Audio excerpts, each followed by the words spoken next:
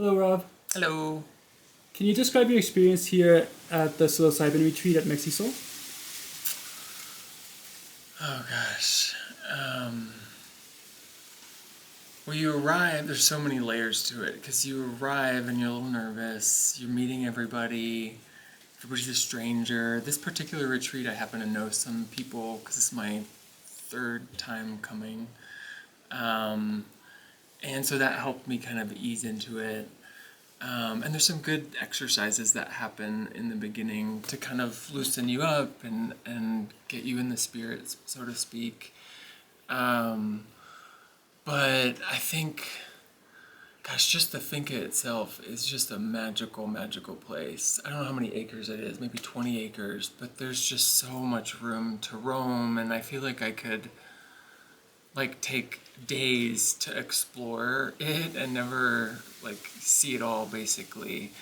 So in the beginning it's very exploratory and all the plants and the different buildings they have and the lake and the animals and there's horses, so it's a lot of just beautiful energy all at once. And it's a place with, I consider it a place with a lot of soul. Like you can tell the people here leave a part of their soul here, and so it collects over time, and it just is a really beautiful, beautiful place. Yeah. Were there any significant moments or insights you gained during the retreat?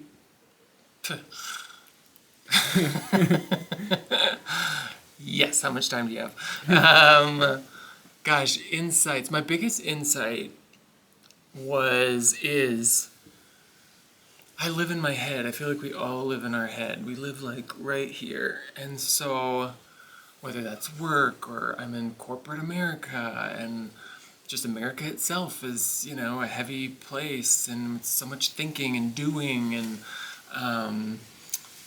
you know what what Mexisol allows is, I always hear this, we act like we're human doings, but really we're human beings. And so this place really allows you to feel yourself and feel other people, and come out of that headspace down here and into your heart and into your body. And sometimes that's the medicine, but sometimes it's just the people that you're connecting with and hearing their stories and what's brought them to this moment and what shaped them to who they are, and telling them what shaped me to who I am. Things that we just don't get to do in real life. So it's really nice to come back to your senses, and to feel. I had some. This is very personal, but I had some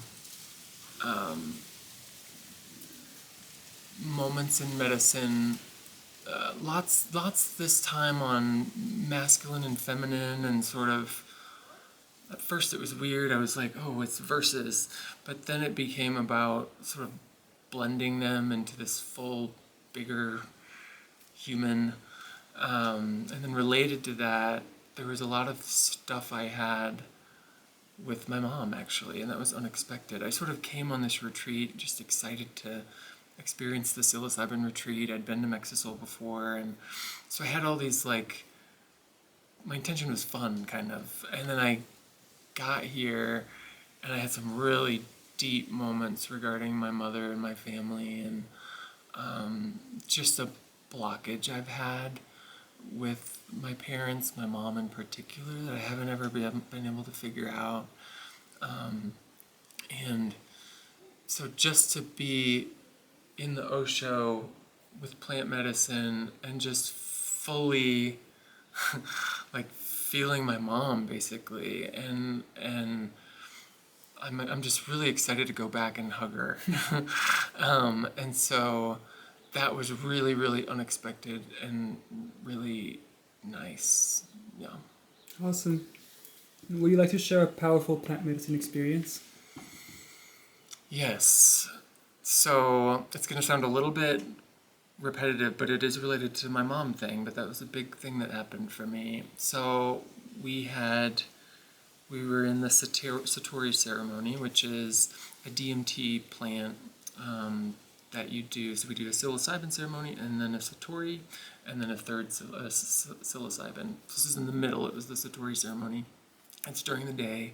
And for me, it's very like nature driven. Like I want to go outside, I want to stretch, I want to feel the ground, I want to see the horses, I want to like feel the warmth of the sun and everything. And so that part was great. But then I went inside, and you guys don't know yet, but the live music is like next level. It totally makes it this whole otherworldly thing. And it's right there. You're like feet away from these like angelic voices that are singing. So it's really, really cool, and it kind of transports you. And so I was just feeling really, really open. And I'm a gay man, and there's this woman here who I called her like the mother of this retreat. Her name is Stephanie, and she's really great, and she just has that motherly energy. And she happened to come over and sit with me and my friend Liberty, who happens to be the integration coach here. And we were just talking about, I think we started talking about coming out stories and what that was like. And I basically uncovered kind of a dark spot for me in relation to that and my parents and things like that. And we were just in the moment. I'm bawling, Stephanie's bawling, and Liberty sort of guides me to speak to Stephanie as if she was my mom. And to really do it. So it was like hard, because at first you feel weird or awkward or whatever, but then you just kind of let go and you're like, okay, just do this. And so I did it, and I got to tell my mom, what that experience was like for me, and then kind of come through it even more. Like I could take it out of myself and see how it was hard for my mom too in that moment. This is a long time ago. And come from a place of understanding. So I guess that was like role play therapy. But it was really special. And it was a moment where three humans were just connected and were able to be honest with like no judgment. And I think, it'll be interesting when I go home if, I'm hoping I can really play this out, but it was a moment of deep, profound love and connection. So that was probably, it was by far the most touching, transformative moment I had here of all my retreats. Oh, wow. Yeah. Awesome. Well, thank you so much for sharing, and thank you so much for this whole testimonial. You're welcome.